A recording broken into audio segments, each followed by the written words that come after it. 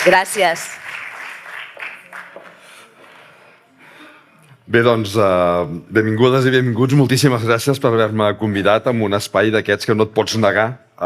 Tampoc no m'hagués negat, però no et pots negar per la gran importància social que té. Jo us vinc a parlar en 8 minuts, la qual cosa és un temps extremadament breu per parlar del cervell dels adolescents, però ho farem. Mireu, a veure, us explico. Com no estava preparant què podia dir avui, i no enganyo, ho vaig preparar ahir al matí, hi havia dues derivades diferents. I crec que les dues són importants.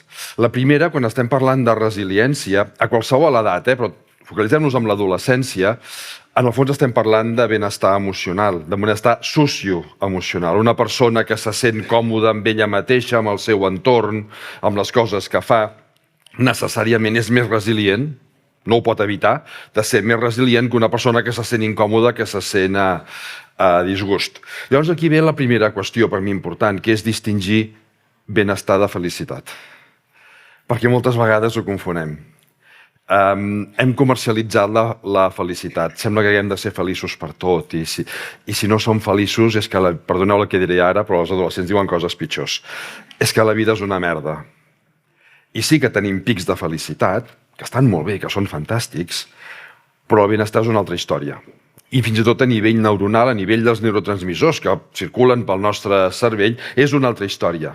El benestar és molt més pla, que té pics intensos, que pot ser de felicitat, però el problema d'intentar viure amb felicitat és que quan la felicitat s'acaba, i s'acaba perquè s'acaba saturant el sistema de neurotransmissors del cervell, després ve una baixada.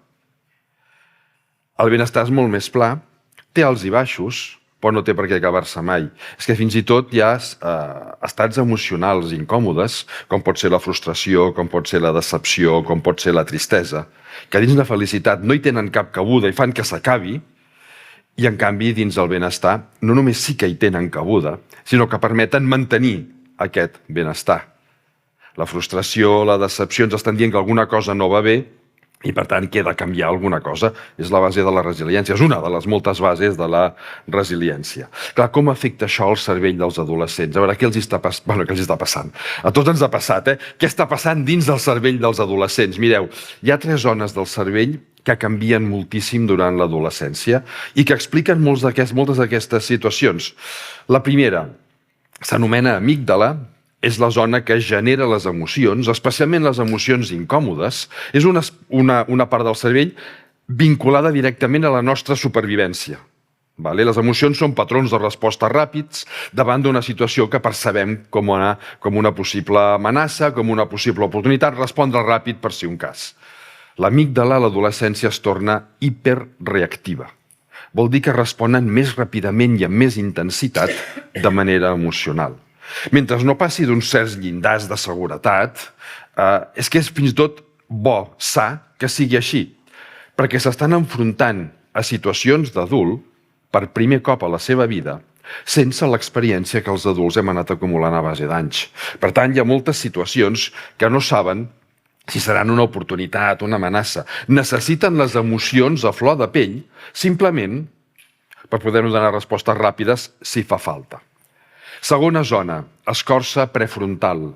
És la que s'encarrega de generar tota la part reflexiva, de planificació, d'atenció conscient i voluntària, de gestió emocional. És la que més canvia, gairebé és com una autèntica metamorfosi, i això fa que temporalment perdi eficiència de funcionament. No és que no puguin gestionar les seves emocions, sí que poden, no és que no puguin reflexionar, és clar que poden, però els costa més temps en minuts, però sobretot en qualitat d'aquest temps. Perquè hi ha una reacció fisiològica que encara fa que aquesta part del cervell perdi més eficiència de funcionament, i és l'estrès. L'estrès crònic. L'estrès puntual, en nosaltres o en els adolescents, que no ens preocupi mai. L'estrès puntual, quan el comencem a notar, que ja està començant a marxar. És que fins i tot pot ser activador. És una resposta davant d'una situació que percebem que hem de respondre ràpidament. Ens energitza la musculatura, ens focalitza la ment en aquella situació. El problema és l'estrès crònic perquè ens bloqueja i fa que disminueixi l'eficiència de funcionament d'aquesta zona del cervell. I tots els indicadors ens estan dient que el nivell social d'estrès, a qualsevol edat, però molt especialment entre els infants, adolescents i joves, ha anat incrementant aquests últims anys o aquestes últimes dècades. Clar, de fet, una de les situacions més importants perquè puguin gestionar bé des d'una forma resilient tot el món que els està envoltant és generant aquests espais on tinguin temps sense estrès, amb estímul, però sense estrès, per poder pensar sobre tot això i anar construint el seu cervell.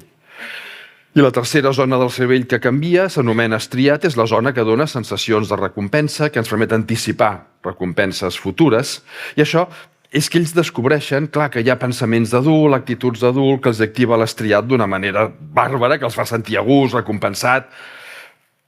Feliços, també, és clar que sí, però no saben quines són. És aquell assaig i error, a vegades algun encert, típic de l'adolescència, és aquell desig de trencar límits. Però esclar, quan tu assages i t'equivoques, o vius en un entorn que afavoreix que aprenguis d'aquests errors, que visquis l'error com a font de creixement, no com a punt i final, si no vius en un entorn així, això se't gira en contra. Ja trobes en situacions com les que també estava representant la Carla, es diu Carla, la Carla dins d'aquesta caixa. A això s'hi afegeixen diverses situacions més. La primera, l'inici de l'adolescència s'ha avançat. És una qüestió purament metabòlica d'acumulació d'energia. La pubertat, porta d'inici de l'adolescència, comença quan una sèrie de sensors que tenim a dins detecten que tenim prou energia acumulada per passar per l'etapa puberal perquè consumeix molta energia i ara mengem millor que mai amb tota la història de la humanitat. El missatge no és fem-los passar gana per endarrerir l'adolescència, el missatge és els comença amb un cervell més immadur i per tant amb més dificultats d'entendre què els està passant i de gestionar aquests canvis. I això implica que necessiten més recolzament emocional que mai. Recolzament, no sobreprotecció. Perquè aquesta és l'altra situació. Ens movem, sovint, entre l'abandonament emocional, tots tenim tanta feina que no podem estar pendents dels altres, i la sobreprotecció, però que ningú li faci res, que ningú li toqui, que no li passi res. Que si fa fred, que no passi ni una mica de fred. Que si fa calor, que no suï ni una gota. Que si hi ha un esbarzer, que no es punxi amb el dit. No estic dient que els haguem de tirar damunt d'un esbarzer perquè es punxin, però són aquestes experiències vitals perquè l'adolescència comença ja a gestar-se des de la infantesa. Hi ha un treball que a mi m'encanta, es va fer a Nova Zelanda, només explico aquest, dels molts que hi ha, però es va veure que els infants que de petits les seves famílies els han deixat enfilar-se als arbres, una cosa tan senzilla com enfilar-te a un arbre, quan són adolescents són més resilients, són més capaços de gestionar l'ansietat, l'estrès, són més creatius, tenen més capacitat per acceptar reptes, valorant els riscos associats a aquests reptes. Per què? Perquè s'han entrenat abans. Però quan t'enfiles en un arbre i estàs a dalt i mires avall, t'estresses perquè pots caure. Per tant, aprens a gestionar aquest estrès. I gestionar l'estrès et permet pensar i et permet ser més resilient posteriorment. Perquè quan estàs a dalt i veus que hi ha una branca més alta, has de decidir: assumeixo el repte d'enfilar-me a una altra branca més o em quedo fins aquí? Aprens a valorar els riscos associats als reptes. I qualsevol situació incòmoda, per superar-la, necessites arriscar-te. Què estic dient amb tot això?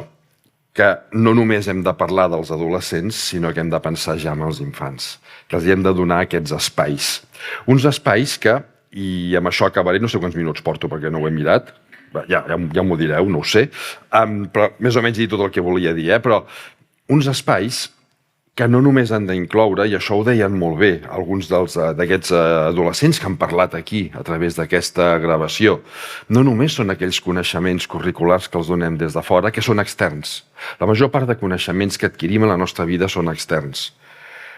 Però fins ara ens hem oblidat bastant dels coneixements interns, de qui soc, com soc, com estic canviant, perquè el cos d'un adolescent canvia cada dia. S'estiren, s'eixamplen o s'eixamplen i no s'estiren, o és igual.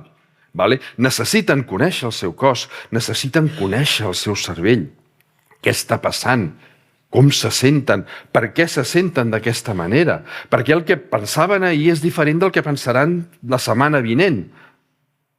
Tot això necessita un espai més esponjat, un espai de menys estrès crònic, i una de les moltes maneres de fer-ho és, i aquí m'agrada tirar una llança, ja que estem al Centre de Cultura Contemporània de Barcelona, a favor de les arts enteses en sentit ampli. El que de vegades no podem expressar en paraules, ho podem expressar en pintures. El teatre, el que estava fent la Carla aquí.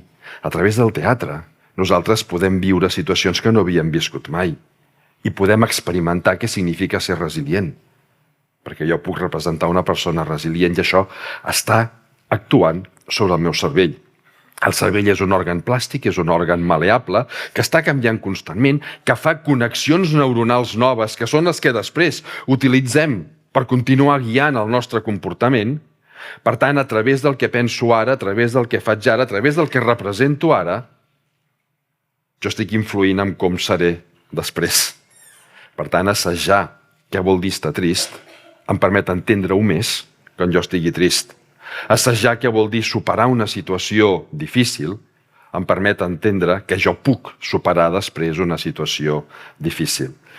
Des de la infantesa i, per descomptat, molt especialment a l'adolescència.